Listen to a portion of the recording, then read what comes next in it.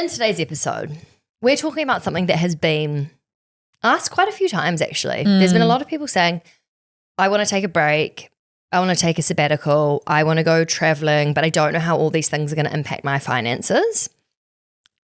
And this is kind of like a new craze that's come up, really, hasn't it? Where it's not the same, but it's kind of a similar concept. Well, it's like the whole, like, baby boomers, you have one job, you work your way up the career, and you then retire and enjoy your workingness. Do you think that the boomers wanted something in terms of like, this is zoomed out, right? This isn't just for a job, but like if you have the same job your whole life, you know consistency, you know dedication, you're committed. It's the same thing when it comes to dating. Imagine if you hated your job. No, but think about like you hear of those people of like, I started as a McDonald's, person and then worked my way up to the McDonald's CEO, like that's quite an incredible story. But like, what if you hated where you started? Do you know what I mean? I think it's more I just like variety. So do I. But I'm even getting itchy now, and like Flowerman can tell. He's like, I can feel like you feel stagnant, and you've been in London for 2 years, you've been at the Curve for 2 years, and I was like, yeah, I do. I get this little itch if I'm not constantly moving forward or like changing. But moving forward and changing are different things. Like moving But I think forward, this is changing up your life, right? It's like, but if you work at McDonald's and you start as selling fries and then you move into CEO, that's changing, and it's just in the same place. Yes, but but some people that's like not changing. For some people that might be like, meh, meh, like whereas I think when I did this whole discovery piece like years ago about what I want in my life, like variety was the big one. And so I think whether that's like, does Flowerman know you're going to leave him soon? And like, just variety in my I need to mix relationship. Things up. No, but like in my location, in my job, in my friends, in my experience, like all of that. And when I you're actually really agree. No, I totally agree. I if think you've only got 4 weeks holiday a year, this doesn't really change your personal development or like mix it I mean, up. holiday's a random example to use. Like, yeah, but I mean, if you're in a job and you've only got 4 weeks leave a year to go and experience the world, like, and to, I don't know, start a side hustle or do something, it's just. Yeah, I mean, there's not a lot of room for exploration within 4 weeks. And like, if we're being totally honest, like the times that you've changed and grown and seen the world in a totally different way. Is when you move cities or you move jobs. Or you have 6 months moving around and you have heaps of alone time, and all those things are what influence and you make growth. New friends, and you like think of the world in a different way, and there's like so many benefits you can't put a financial dollar on. Yes, but what I was roundabout trying to say before is I think because we have so much variety, and I definitely wouldn't change it. I'm so grateful for that. And I think I'm exactly the same as you. I even in my day, like in the where I work, like is it a cafe, is it home, is it the office? Like I really need variety. But why are you laughing? I'm not. Oh, I thought you just like found something funny. I was like, I'm pretty sure like me working in a cafe is not that funny. No, but then what if I'm thinking about like the older generation or like our parents, when it came to like finding a husband or a wife or whatever, like you were quite content with the options that you had, in the sense that you would meet someone young, you would have a relationship, you would stick with it, and you would be consistent. And I'm not saying that I would want that. Like I think that for me, having variety and being able to like, I don't know, swipe through 500 men and decide that I, fine. But I think the overstimulation of variety and choice can sometimes also have the opposite impact. But I think the older generation, there was a lot of consistency, right? Like you would save up, you'd buy a house and you'd live in it. Like you'd live in the same city, you'd settle down. It was very traditional in the sense of like, you had an education and you got a job and you worked your way, like very prescribed, very patient, very consistent, very turtle, Turtle. Whereas we're a bit more of an erratic here, I think. But anyway, it's probably to our detriment. We'll probably get to 65 and be like, absolutely exhausted. Well, it's so interesting because like sticking to something as well, and I mean, what is that stat? It's something like you have to do something 10,000 hours to be an expert at it. And, most of us probably get to 5,000 and get bored and move on. And so it just it depends. And even we were just talking to one of our business advisors and he was kind of saying the same thing. He was like, when it comes to business direction, like you have to be so strict because there's so many options and there's so many different ways that you could take something. Like as an example, if you were, I don't know, like his business is medical research. And he was like, you know, we are looking at ovarian testing. If we all of a sudden decided there was an opportunity in breast cancer and we did a massive side pivot, it's like it can be detrimental to be constantly looking for better options as well. He was like, actually the best thing you can do is like try and stick to the same thing, which is so ironic because this is kind of the opposite of what we're about to talk about. Yes, yeah, exactly. I'm trying to figure out 10,000 hours, if you worked a typical day of 8 hours a day, is like 5 years. But that would be doing the same thing every day. Say that again, sorry. So 10,000 hours, so to become a master or an expert at something, it's 10,000 hours. If that's a typical day, so say like an 8-hour day, 5 days a week, that's doing the same thing for 5 years, which doesn't seem that much, but it's more the same thing of like if you're learning tennis. It's tennis you're playing for 8 tennis hours a day. 8 hours a day, 5 days a week for 5 years. Shit, that's Maybe cool. I'll just take a 5-year sabbatical and become Serena Williams. And Do play you think tennis is your one? I think so. Do you? I mean, people who have played tennis with me might say different, but You're quite good at tennis. I just really enjoy it. I think you're quite a cute tennis player. You've got good tennis outfits. Thanks. That's you know, that's totally what it's about. It's looking good. But yeah, that's quite good to know.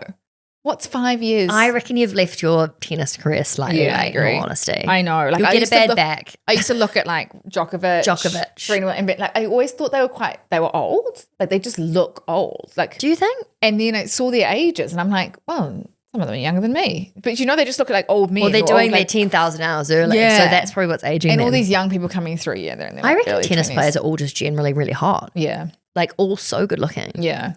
I did the coin toss. Oh my God, that's right. At effectively the New Zealand Open. It's like our tennis, it's like our US Open a few months ago. And I was doing a presentation to a corporate there, and then they were like, do you want to do the coin toss for the final? And I was like, I would be on it. And then I did it. Anyway, it's a digital coin. There's not even, you don't even, I know. You don't even have to do it. I know. I was like, God, I flick it. And they're like, no, it's about a new person that's big on the big oh, screen. That's such a shame. Anyway, there was these two young 18-year-olds that Vic thought was hot. and I was like standing next to them, I was like, you guys have so much muscle. Anyway, and I felt like that little kid, the like, you know, kind of like the Ronald McDonald kids, or like the kids that like this being is wheeled their out for dream, their one make moment. a wish, yeah. And no, I was a 35-year-old woman who surely they normally have younger people. Now I look at the coin toss people and I'm like, oh, they are like children who's like, this is their biggest dream. And like this, I'm just like, oh, wow. And I really stuffed it up. Like we're supposed to have a photo, but I walked off, and then they're like, come back. And then it was just, God. And then I stood there too long. And Did you get nervous in front of that many people? No, not really. God, it's a lot of people. Oh, yeah. I kind of found it funny. Anyway, wow. We have tangents. Gone so off topic. I think that was our longest tangent. Anyway, we want to talk about, it's called micro-retirement. And it's when you take a work sabbatical, essentially, and you have a little mini retirement break within your career or your life. So it's not like working and surviving until you're 65 and saving up all your money and then living off it when you're 65. It's going, you know what? I want to take a 2-year break, a 5-year break, just to focus on me. Live my life. Have my retirement early. Have a little mini retirement. Chip into that 15, 20 years of retirement, but now. It's quite fun. Yeah. But. Can I just point out what I would say about this? I know you're about to go to the but. However, if you think about travel, because like, let's be honest, that's what everyone loves, isn't it? Seeing the world, seeing new cultures. Doing that now versus in 30 years, I will be way more on form and able to really make the most of it, I think, more than when, you know, it's a different type of travel when you're older. But it's not necessarily travel either. Like it could be, I'm going to take 2 years off and focus on family.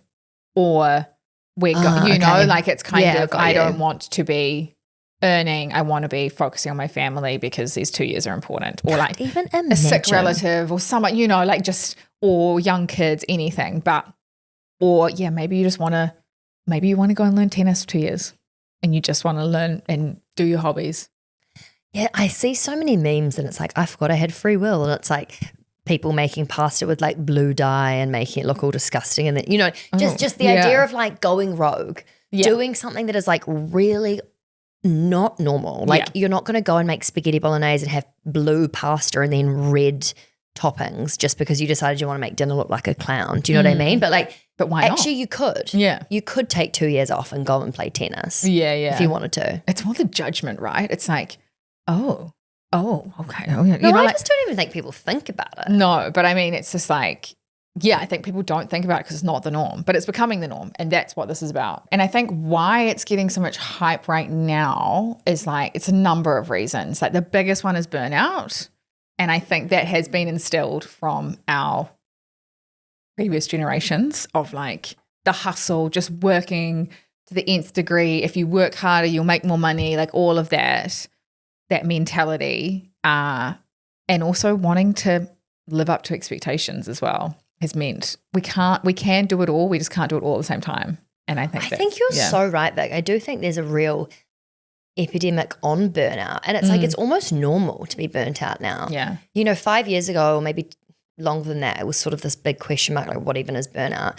And I was having a conversation with one of our friends, actually Emma, who was on our podcast couple of years ago. Yeah. She has an amazing brand called Sex Talks. But anyway, we were talking about, she was like, I'm so sick of hearing about people say burnout. I'm so sick of the word. Yeah. I think it's total bullshit. I think we're all because actual burnout is like, and people might be listening to this who actually have got diagnosed with burnout, and it's like, you can't function for like 6 months, you know, like saying like I'm burnt out. Like people that have actually been it's through almost it. like saying, oh, I've got PTSD from that. Yeah. It's like you don't have PTSD. Did you go fight in a war? Yeah. It's overused. It's overused, but I think the reasoning behind it and how it's become normalized, there's still a function of people overworking. You know, like I think the fact that it's become, you know, call it what you want, like it's overworking essentially. And it's being too stressed. It's chronic stress. It's chronic stress, trying to do too much, trying to bite off more than you can chew, trying to be there for everyone, trying to do everything.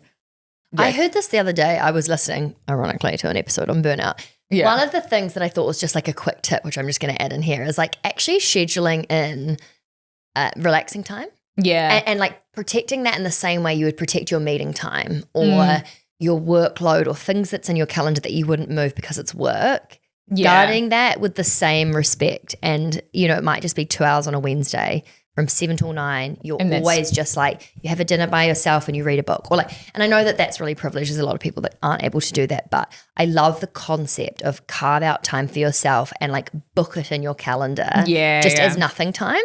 I had 2 weekends of that. And then I'm like nervous for this weekend. Because I like haven't done anything for the last 2 weeks in terms of like socializing or like, you know, nothing. You do anything. Nothing. That's so impressive. No, but I'm like scared for this weekend. Like because you're like I've built up. Socially I've anxious? No, like I've pent up. Like she's gonna have a blowout. So maybe just like don't do extremes, Vic. Just what like, do you have just on this weekend? Like little nuggets. Don't do like a big download of you time because then the flip side is download of social time. Anyway, so yeah. But I think now that I know that. You're preempting it. Even just like the twinkle in your eye as you think about your big weekend. I just booked a sauna on Friday because I'm like, no, not going to go out Friday. Like, but then if I do 3 weekends in a row, oh no, you don't want to go like caged monkey and. I don't want to go and then holiday the next weekend. Oh no. No, that's not. I'll go out this weekend. Guys, you'll see me out. But maybe you just need to set yourself at like, okay, I'm going to be home by 1 or whatever. Yeah. Anyway, the other reason is that always tries to pretend she's not a party girl. Anyway, and we move on. Sorry. I had a friend who's just had a baby and like obviously sleepless nights, and she bumped into another friend who she used to party with quite a lot. And this friend was like, oh, well, at least you'll be used to the late nights. And I was like, that is great advice. You know, you're like, prepared. I'm prepared for the sleepless nights. I'm prepared for like staying awake till 3. It's going to be great. It's Having a child will be great. Funny. Anyway, the other reason, so we've got burnout is real. We've got that flexibility, and we kind of spoke to this just before, but like people want, you know, remote work. They want to work in cafes. They want to work in different countries. They want, you know, a portfolio of careers. You know, they want to be their own boss and like have different clients or, you know, dictate how they're going to work, not work for someone else. Like all of that is feeding into this mini retirement craze. Also that we're seeing a less linear life right now. And I think, again, that's what our parents probably instilled in us was like marriage, babies, you know, like all of that. And it's like, no, people are having very quote unquote unlinear timelines, lives right now. Yeah.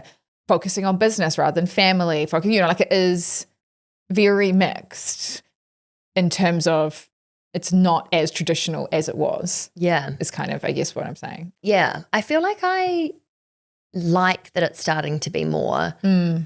Definitely outside of New Zealand. I would say in the UK, anything goes. In New York, anything goes. You know, you see people who are, when I was in New York, I remember seeing 40-year-olds acting like 15-year-olds and 21-year-olds acting like 40, you know, it's really varied. And it's the same in London. I think big metropolitan cities is quite, it encourages people to think differently. There's a lot more diversity of and a lot more everything. is accepted, right? Like it's like, Whereas in small towns often, and I'm not saying New Zealand's a small town, but like in small towns, generally those people love the idea of the life that's sort of prescribed or the timeline that is traditional. Yes. I remember moving here at 35 and you're like, oh, so young, you know, it's like, yes, I But am. that's amazing that you have that mentality and not like, oh, I'm 35 and I'm moving to London. Yeah. Actually, we spoke about this the other day. There's such a huge wave of our friends our age who have moved to London. And I think if this was 10 years ago, there's no way you would get 35-year-olds moving to London. I think it's a function of the New Zealand economy as well. Also probably COVID. Everyone got trapped for so long. Yeah. And the last one, which is the big one, is that there's been a shift in like what people value. Do you know what I mean? It's not like titles and salaries. It's like very much health and well-being. You know, you've only got one body, like all of that, like very conscious about mental health and just like, I think there is...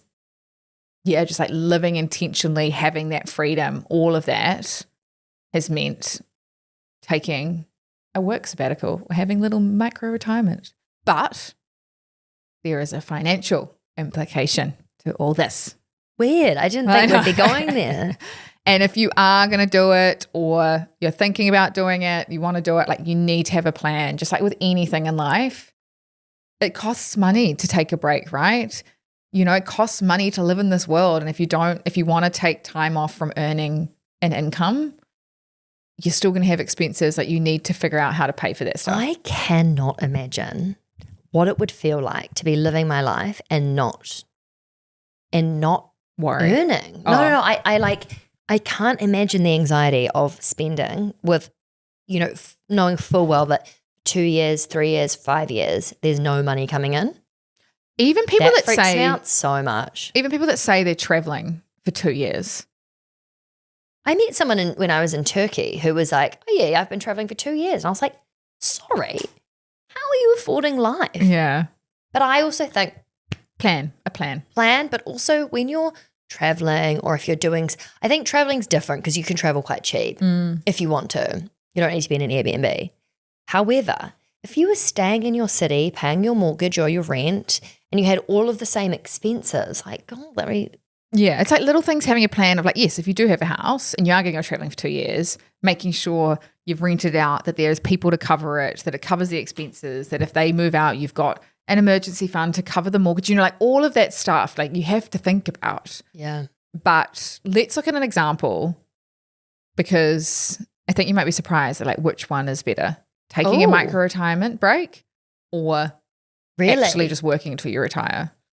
See, my gut feeling before we've looked at any numbers would be it's a no-brainer that you're going to be so much worse off if you take a break, but maybe I'm wrong. Yeah, maybe. I've spoken about this before, but I'm going to speak about it again because I think it's a really, really important thing for all of us to think about, and that is our confidence and how we show up in the world. And it's been something that I've been trying to look at. Things like setting boundaries with myself and with other people, being able to take risks, trying new things. Like there's so many things that have impacted my confidence in a really positive way. There's also been a lot that has done that in a super negative way. When I was home in New Zealand, I was driving this car, as in the one that I'm sitting in right now recording this. It's really impacted my confidence in such a positive way. And it's just been one of those things where I'm like, oh, wow. It's okay sometimes to admit that there's some stuff that's external that makes you feel good. And so Lexus are empowering this podcast, and we're so, so grateful for them, and also just to be able to be in this car. It's been absolutely amazing. But basically, we've created a co-branded resource that is a chance for you to learn exactly how you can work towards a big ticket item like buying a Lexus. So if you would like to find out how you can work towards buying a Lexus or a big ticket item, there's just like a link in the podcast show notes. It's free. It's a really cool resource. And one day, you and I, we might both be lucky enough to be parked up in our beautiful Lexus car. But thank you so much to Lexus for empowering this podcast and for honestly giving me the chance to realize how much I would love to one day invest in a beautiful car like this. So let's say we're 30, you and me. Do you want to take the break or do you want me to? I'll take the break. I think you'd be a break taker. I'm not sure. I'm not sure. I actually don't think I would. I think you would be more likely to take a break. I think you do some rogue stuff like pierce your eyebrow, or like you're like almost like the most consistent, measured, planned person ever. But then you have these bizarre blowouts. It's almost like I'm not going to party, have a blowout. I'm like releasing energy in other ways. Yeah. So point here is I think I'd be too scared to take a break. I think my identity is so wrapped up in work and I love it so much that I can't imagine it. Whereas I can imagine you calling me being like, I'm moving to Mexico and I'm learning Spanish. That would probably be my break, to be fair. I get what you're saying, but no. Okay, let's do your taking the break. What would your break be? Mine would be like, I'm taking a break just to read books or something. Yeah. God, you're a geek. I know. So true. Okay, you're taking a 2-year break to get through 24 books that you've been wanting to read.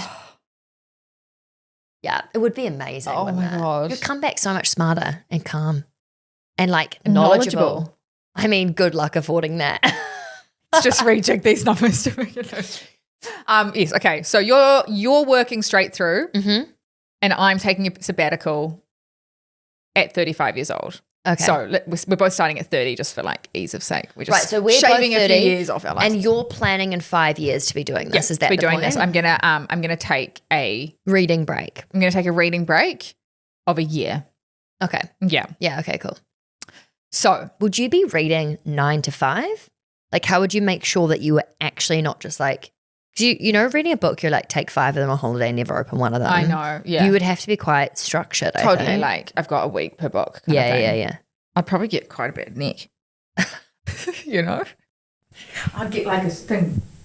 Oh yeah, you'd get like for anyone that's not watching, she means kind of like almost like a head brace, like when you were having like your braces when you were younger in a night guard or something. She's Have imagining. You seen those ones that like you can lie down in bed and they connect to your bedside table, and it's like a Kindle and a book holder, and so you can just lie in bed under the covers and read. But how does it work if it's a normal book? Would So you have to still you still turn the page. But if it's a Kindle, you can click it, or your phone. I bought one for Flower Man for Valentine's. Oh yeah, didn't he hate it? It just wasn't really a nice Valentine's gift. That is really bad from you. Happy Valentine's on our first Valentine's. Now you can sit there and lie in bed and not talk to me. Yeah, it's not the most sexy. Yeah. Did he get mad at you for that? He just was like, gosh, you're weird. What did he get you? You wanted it, so I got it. Practical. Anyway, we are both earning £60,000 a year. Shit, yeah. I love that for us. Yeah. We both invest £500 a month. Wow. Yeah. Impressive. Yeah. So we're going to be using, and this is growing at 10% return per year, which is what the US stock market has done over the last 30 years on average. So you've invested that £500 per month for 35 years. So from 30 to 65. So you've done that. Oh, sorry, got you. Yeah. Right. So we're looking at me from 30 working all the way through. Yeah. And I'm not increasing my £500 investment. It's just the same. Yeah. Just for ease of sake. Yeah. You never take a break. Never take a break. Bloody hell. Yeah. Okay. So if we took your calculation, so you're saying that it'd probably take you 7 years of not investing. No, you're the one that's taking the break. Sorry.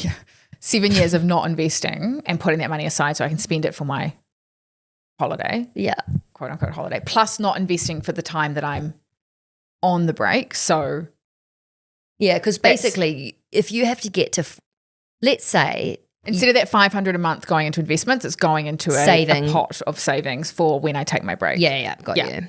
So that break of not investing, which includes my year sabbatical. Just 8 years all up, basically. That's roughly 40,000 you're not contributing to your investments for 35 years.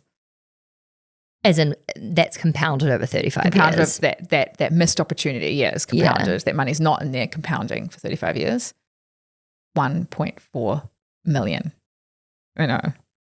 And I guess this is just reiterating, it's not just not investing for a year. It's technically not investing for like 8 years, right? And 8 years of investment invested for 30 years, that's the compound interest. That's how 40,000 makes its way up to 1.4. But in a simple way, if it was literally just not investing for a year, that's still costing you 200,000 just by not contributing 500 a month for a year. God, so that is motivating. So if you can live off 500 a month on your sabbatical and just not invest that money but spend that money, it's going to cost you 200,000 by the time you get to retirement. So the question is that 200,000 worth it to you from a, health and well-being, taking that time off? It's not 200,000.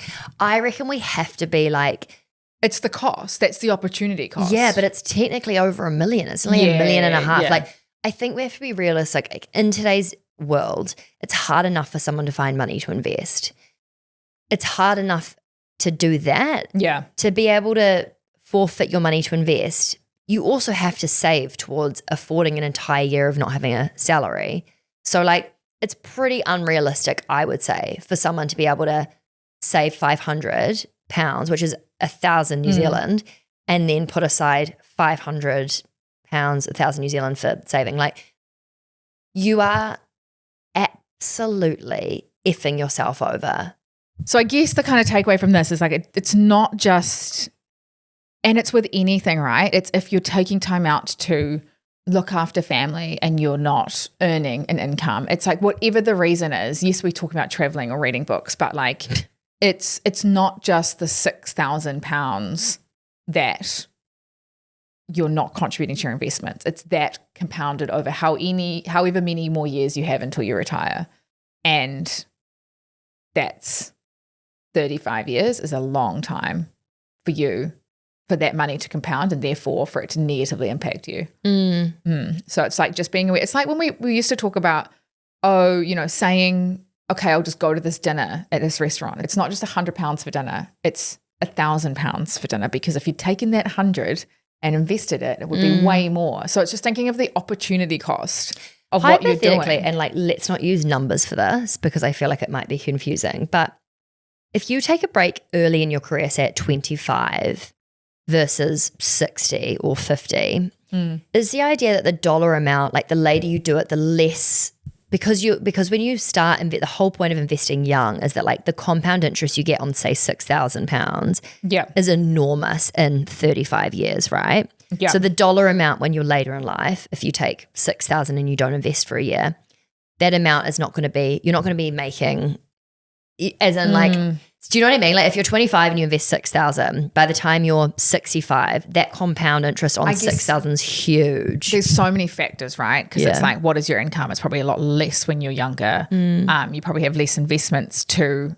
lean on in terms of paying for your When you're older, you might not when need you're to have older, the you've salary probably got more passive income or whatever. More passive income, more expenses as well. You've probably got kids that you need to pay for as well. So so there's lots of factors, but the point here is it won't derail your future, but it's a lot of money. It's a lot of money, but it's like what is the price that you're willing to pay for that 1 year sabbatical, essentially? That's actually a really good way to look at it. It's like if someone said to you, you get a whole year of reading books, but you're not going to have 1.4 million. Is that year worth 1.4 million to you? No. Shit, the books can wait. The books can wait till I'm 65. The books can absolutely wait. But maybe if it was 100 grand? Is it worth it? Maybe. Yeah, you're getting close. Do you know what I mean? Like, It's like when people are like, would you do this for $1 million? Would you rather? Would you rather do this, or would you do this for $1 million? I'm like, what about 100? Like, it's like, gosh, so hypothetical, but yeah. But I do like the idea of understanding how much that year or 5 years is costing you, like the actual tangible amount. And this is a really good example of like when parents take time out of work to look after children. Oh my God, you're so right. It's exactly the same. They're not contributing to their pension or their KiwiSaver superannuation. That's probably £500 a month-ish for some people. Like that compounded over, if you're taking a year maternity leave, like that's how you got to think about it. Sound the gender pay gap alarm. Yeah. So like have conversations with your partner, have conversations with your employer, like make sure that you're not as impacted as we have just done. Because I guess in a parental situation, if one person's working and one person's not, this is what we've spoken about heaps, is if they're still contributing to their 20-year holiday fund, they should be splitting it between you and them, because 100%. they're benefiting from you not working. It's such a no-brainer for me now, but when we first started talking about it, I kind of was like, I don't get it. And if you don't understand it, you wouldn't get it, and then you wouldn't ask for it. You wouldn't know, and then you wouldn't realize you're being negatively financially impacted. And so education and knowledge is power. So with all of this, yes. Would you? Yeah, I was about to say, would you? Because originally we were talking about the idea of a 5-year. I mean, good Lord. Could you imagine how expensive that would be? Like, no one can afford that. Yeah. I would say it would be what's the word? Negligible. Thank you. Negligible. Do that. Yeah. Actually, not that we're financial advisors, but I would say that's an absolute no. Yeah. No, I wouldn't. But a year? Even 6 months is not enough. I'll just wait till I'm 65 and I probably can't even see the words on the page, and I'd, have to listen to an audiobook on super loud, but yeah. Yeah. Cool.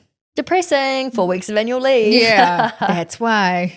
But also I think it's like thinking outside the box, right? It's like you can make money in other ways. So let's say, for example, you did take a year off and you weren't getting a salary, but could you reduce your costs enormously so that all you were missing out on was the money you're not investing for a year, which is $6,000, and technically, as you say, live on £500? Like, is there a way where you could downsize and like really reduce the amount or the financial impact that it's having? You could. Like, there's different ways of doing it. If you could live off that £500 a month, that would be way less impactful. So yeah, you could do that. I don't know if I feel like I think I feel a bit like saddened. Yeah, but also I also said I was blatantly not going to be the person that takes a whole year off. So maybe not. Maybe not. But yeah. I think that the idea of compounding interest, we haven't really spoken about that in ages on the podcast because it was so like beginner, welcome to investing, understand it. But I think now is a really good time to bring it up again. And this whole thing is essentially just highlighting how amazing having money invested from a young age is.